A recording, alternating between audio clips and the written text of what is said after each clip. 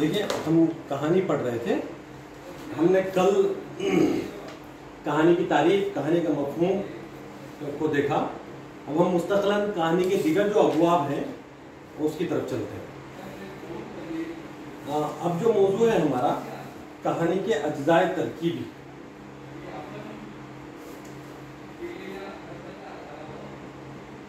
कहानी के अज्जाए तरकीबी।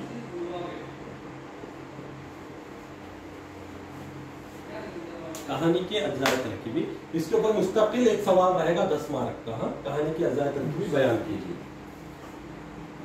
अज्जा किसे कहेंगे? चीज़। अज्जा वाहिद है या जमा है? जमा। किस चीज की जमा है? चीजों की जमा। नहीं, चीज की जमा चीज़न हो गया। जुज की जमा अज्जा। लफ्ज क्या है?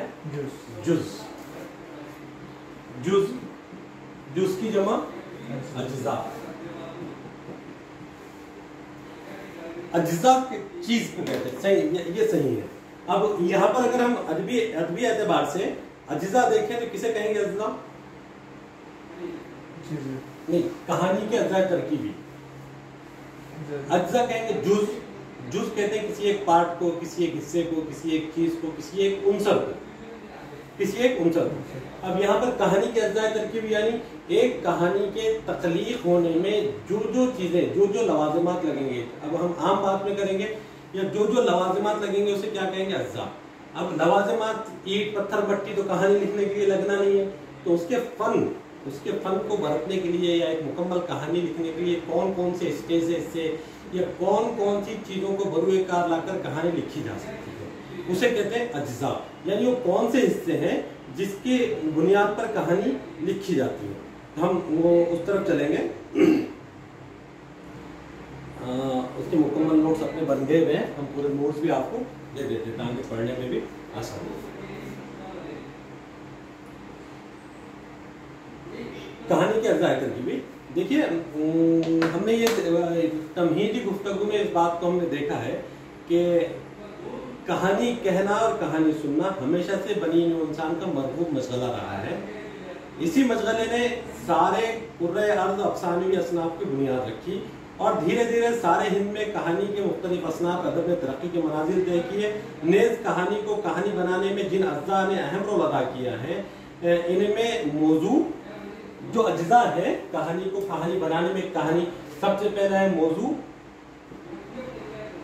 नंबर 2 पर है नुक्ता आगाज, नंबर 3 है प्लॉट, नंबर 4 है किरदार,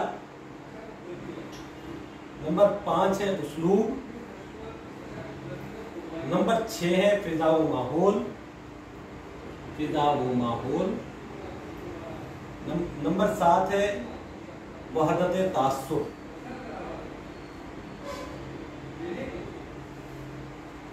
नंबर 7 है वहदत तासुर। 6 ना, फिजा व माहौल।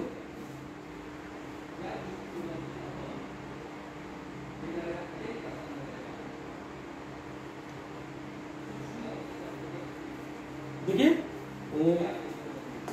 हमने कल जिन अनावीन पे गुफ्तगू की थी कि उर्दू अदब में कहानी की क्या अहमियत है, क्या मकाम है उर्दू अदब में कहानी का, और हम कहानी को कैसे मौजूए बहस बना सकते हैं, या उर्दू अदब में किन किन अफसाने में कहानी का रिवाज है, या कौन से अफसाने या कौन सी सिंफ, सॉरी अफसाना नहीं बल्कि कौन सी सिंफ में कहानी होती है।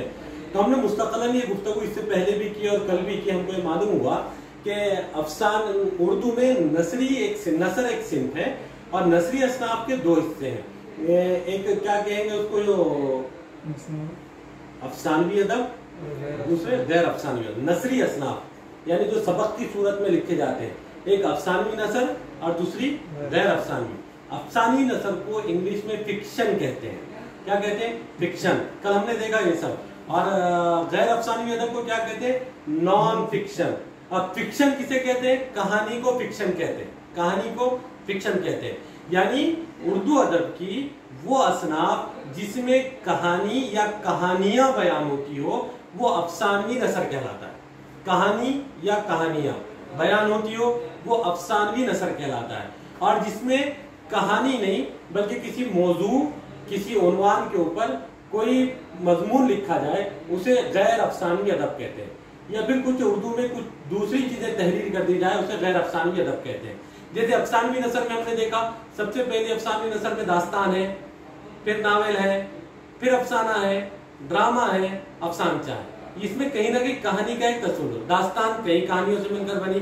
ہم نے ناول دیکھا کسی ایک شخص کی کہانی ہوتی ہے. ہم نے افسانہ دیکھا افسانے میں کوئی ایک کہانی بیان کی جاتی ہے. ہم نے ڈرامے دیکھا کسی ایک ڈرامے کے اوپر کسی ایک کہانی کے اوپر ڈرامہ بھی لکھا جاتا ہے. ویسے افسانچہ دیکھا کسی ایک کردار کے تاثر کو افسانچے میں پیش کیا. ہم نے یعنی ان چیزوں میں کہیں نہ کہیں کہانی ہے. بغیر کہانی کے یہ اصناف مکمل نہیں ہوتی. اگر داستان لکھی جائے اس میں کوئی کہانی نہ ہو تو داستان نہیں کہلائے گی. ناول لکھی جائے کوئی کردار کی روداد لکھی جائے وہ کردار کے اندر کہانی پن نہ ہو, بیانیہ کہانی پن کا نہ ہو تو وہ کہانی نہیں کہلائے گا. وہ کہانی نہیں کہلائے گا. اس لیے اگر ہم دیکھتے ہیں تو ہم کو معلوم ہوتا ہے, ہم کو دیکھتے ہمارے. اس کے علاوہ اگر افسانوی نثر کو چھوڑ دیں ہم غیر افسانوی نثر کی طرف آئیں. جیسے صحافت. صحافت یعنی نیوز رائٹنگ, یہ صحافت کہلاتی ہے. پرنٹ میڈیا اور الیکٹرانک میڈیا. پرنٹ میڈیا یعنی جو اخبارات ہو گئے جو تحریری طور پہ جو آتے ہیں یہ پرنٹ میڈیا ہو گیا. یہ جو تحریری طور پر آتا ہے یہ کیا ہو گیا؟ پرنٹ میڈیا ہو گیا. جی جاوید بولو. ہاں دینا پڑیں گے نا, ٹی سی کی فیس ہے نا وہ. ہاں ہم پرنٹ لے رہے ہیں.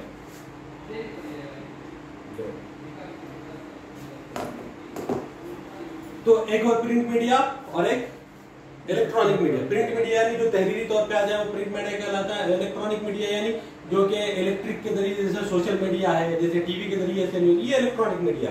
تو صحافت یہ اردو کی صحافت ہے, اردو میں لکھی جا رہی ہے, اردو میں پڑھی جا رہی ہے, اردو میں بولی جا رہی ہے.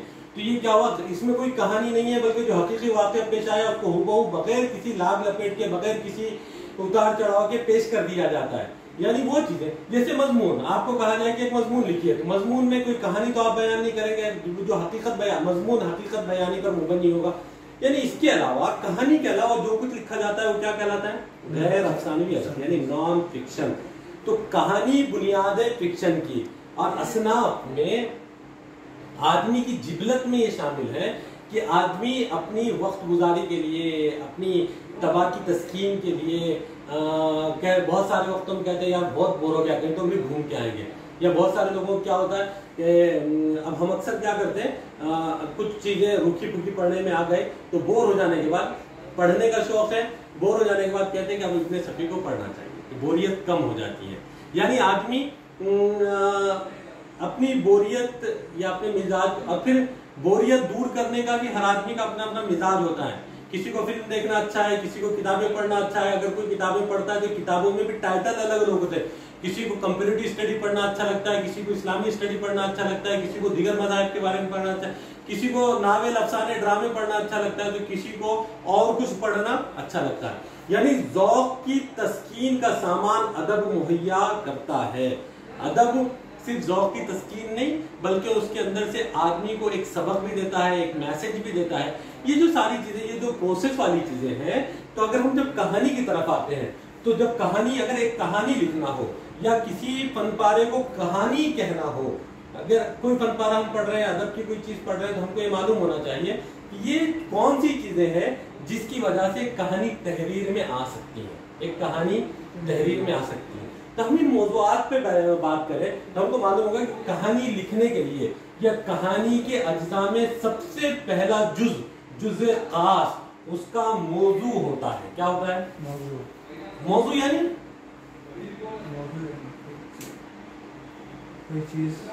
عنوان. یعنی کس موضوع پر, کس عنوان پر لکھنا چاہیے, یہ سب سے پہلا موضوع.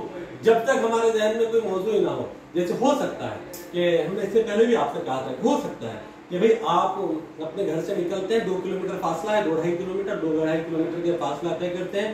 ہر روز کچھ نہ کچھ نئی چیز دیکھنے کو ملتی ہے, جیسے ہم نے راجندر سنگھ بیدی کے ایک چادر میلی سی ہو جائے، یا بہت سارے سفر نامے پڑھے تو سفر ناموں کے اندر کوئی آدمی جب سفر کر رہا ہے اس کو اندازہ نہیں ہوتا کہ کیا پیش آنے والا ہے، اور ایک وقت میں دو شخص ساتھ میں سفر کر رہے ہو، ایک بڑا باذوق آدمی ہے، صاحب قلم ہے، ستھرے ذہن اور فکر کا ہے اور تخلیقی صلاحیت رکھتا ہے، وہ سفر کر رہا ہے، اور ایک بہت ہی روکھا پھیکا آدمی، عام سا آدمی سفر کر رہا ہے، اور تین لوگ، ایک باذوق آدمی، ایک روکھے پھیکے مزاج کا، اور ایک تلخ مزاج کا آدمی، بہت ہی ہر چیز میں نیگیٹیوٹی والا آدمی سفر کر رہا ہو۔ تو باذوق آدمی جو تخلیقی ذہن اور فکر رکھتا ہے وہ راستے سے چلنے والی ہر چیز کا مشاہدہ اور تجربہ حاصل کرتے رہتا ہے، اور ان تجربات اور مشاہدات کو اپنے تجربے اور مشاہدے اور اپنی تخلیقی صلاحیت کو بروئے کار لا کر وہاں سے یہاں تک کہ آنے والی رودات کو بہت ہی کہانی کے انداز میں بیان کر دیتا ہے۔ وہاں سے یہاں تک آنے میں روز آ رہے 15 دن میں کیا کیا واقعات پیش ہے، بہت ہی اب وہ تخلیقی مزاج والا طنز و مزاج کے پیرائے میں ہے تو طنز و مزاج اس کے اندر ڈال دے گا، وہ تخلیق مزاج والا سنجیدہ مزاج کا شخص ہے تو سنجیدہ چیزوں کو وہاں سے اخذ کر کے اپنی کہانی میں ڈال دے گا، لیکن شرط یہ ہے کہ اس کا مزاج اور اس کی تخلیقی صلاحیت ہے یہ بروئے کار نہ کرے۔ اور ایک عام سا آدمی جو سفر کر رہا ہے، روز سفر کرتے ہیں، کوئی چیز آئی دیکھی گئی ہو گیا، وہ چلو اس کے واسطے کوئی چیز مانا نہیں رکھتی ہے، بس سفر ہے، سفر بالحذر، سفر باعث تکلیف بھی ہے، قول ہے نا سفر جہنم کی گھاٹیوں میں سے گھاٹی ہے، ایک یہ بھی ہے کہ سفر بالظفر، سفر کریے کامیابی کو حاصل کیجئے۔ تو ایک عام آدمی سا ہے، سفر پہ سفر ہے، لیکن اس کو کیا ہو رہا ہے کسی سے اس کی نہ تخلیقی ذہنیت ہے، نہ مزاج اس کا کچھ ایسا صاف ستھرا ہے، بس وہ عام سا آدمی ہے، دیکھا آیا گیا بات ہو گئی، جیسے ہم لوگ ہیں، عام سے لوگ ہیں، ہم دیکھتے آئے گئی بات ہو گئی، بات ختم ہو گئی۔ لیکن ایک تیسرا آدمی ہے، ان ساری چیزوں کو بہت ہی نیگیٹیوٹی کے ساتھ، اگر پہلے آدمی کہیں کہ بھئی سفر کیسا تھا، تخلیقی مزاج والا ہے تو بڑا رنگا کے بہت ہی سلیقے سے اور بہت ہی اس سے بیان کر دے گا، اور وہ دوسرا آدمی تھا بھئی کیا بیٹھے گاڑی میں وہاں پہ گیا وہاں پہ اتر گیا، ہو گیا سفر۔ تیسرا آدمی جو بد مزاج ہے، تلخ مزاج ہے، وہ کہے گا کیا سفر کمر دکھ گئی، یہ ہو گیا، گاڑی میں رش بہت تھا، سالہ سب لوگ ایسے تھے اور ویسے تھے، یہاں پہ بیٹھنے کو جگہ نہیں ملی، وہاں اتر۔ اس کا گھرانا ایک ہی سفر ہوا، تین الگ الگ مزاج کے لوگوں نے کیا، تین لوگوں نے الگ الگ انداز میں بیان کیا۔ اب ایک والے کو سب نے ہمتن گوش ہو کے سنا، دوسرے والے نے بات آئی گئی ہوگی کچھ بات ہی نہیں، تیسرے والے نے بڑا رونا رو دیا، کہا کہ سفر ایسی تکلیف ہوگا، تکلیف بھی بیان کی جائے سلیقے سے کی جائے تو وہ ادب بن جاتا ہے، درد کو بھی بیان کیا جائے سلیقے سے بیان کیا جائے تو وہ ادب بن جاتا ہے۔ اس لیے کسی چیز کے اندر اپنی تخلیقی صلاحیتوں کو بروئے کار لاتے ہوئے پیش کرنا، اس لیے کسی فن پارے کے وجود میں آنے کے لیے سب سے پہلے بنیاد بنتی ہے اس کا موضوع۔ کیا ہے؟ موضوع۔ بغیر موضوع کے کوئی فن پارہ وجود میں نہیں آ سکتا۔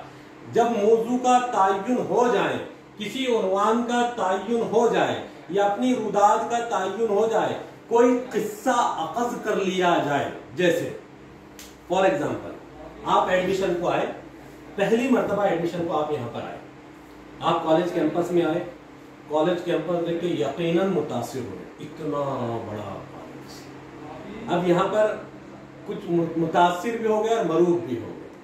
آنے کے بعد سب سے پہلے آپ سائنس فیکلٹی سے تھے، ہم نے کوشچن مارک کھڑے کرے سب سے پہلے کہ بھائی تم سائنس کے ہیں، آرٹس لینا کیوں چاہتے ہیں، سائنس سے کرو، یہ ہماری ذمہ داری تھی، ہم نے آپ کو بات بتائی۔ تو یہ جو پوری روداد پیش آئی، اس کے بعد جو ایکشن ری ایکشن سبجیکٹ کو لے کر تمہاری طرف سے آیا، تھوڑا سا اس کے اندر اپنی طرف سے تخلیقی صلاحیتوں کو ڈالو، اپنی تخلیقی صلاحیت، اور وہ 3-4 دن کی جو ملاقاتیں ہیں ہماری تمہاری، اور اس کے بعد کا اب کا جو ماحول ہے، یعنی کہانی ایک مرحلہ ایڈمیشن کا، ایک مرحلہ ایڈمیشن کا، یہ موضوع ایک مرحلہ ایڈمیشن کا، یہ موضوع ہو گیا، موضوع کا تعین، یا پھر میرا ایڈمیشن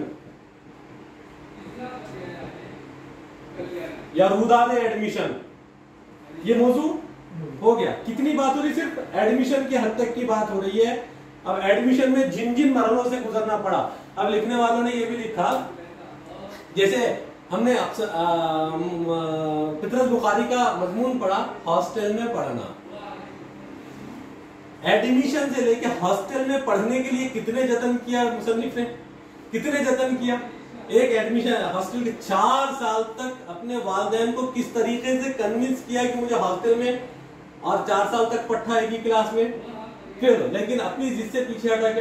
अब ये एक आम सी बात है, कोई ऐसी डल या फिर ऐसी आदमी होता तो वो अपनी मेहनत को बयान करता नहीं करता, लेकिन इससे कितने एक अपनी तख्लीकी सलाहियतों को इस्तेमाल करते हुए, अपने मिजाज को इस्तेमाल करते हुए कितने दिलचस्प अंदाज में पूरी कहानी बना दी वो वाक़े को।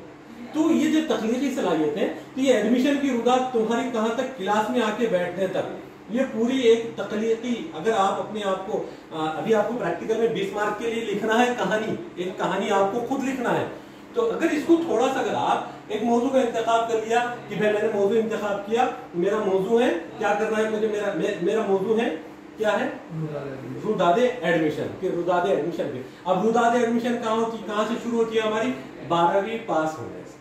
कहाँ से शुरू हो रही है, 12वीं के बाद बहुत सारे ऑप्शन सामने होते हैं, आर्ट्स से एडमिशन लेना है, साइंस से एडमिशन लेना है, कॉमर्स से एडमिशन लेना है, या मुझे डिप्लोमा में जाना है। ये पूरे मरहले जो है जरूर तुम्हारे सामने आए होंगे, सब लोगों ने अलग अलग चीजें पेश भी की होगी, सब लोगों ने अलग, ये जो सारी बातें हैं, तो इंतखाब सबसे पहले किसी कहानी को लिखने के लिए किस चीज का इंतखाब होना चाहिए, मौजू या उन्वान, मौजू या उन्वान।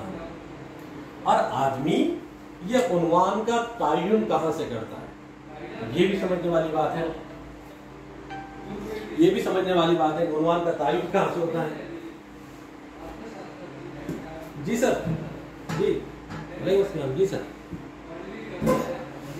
हाँ ठीक है ना, ओके।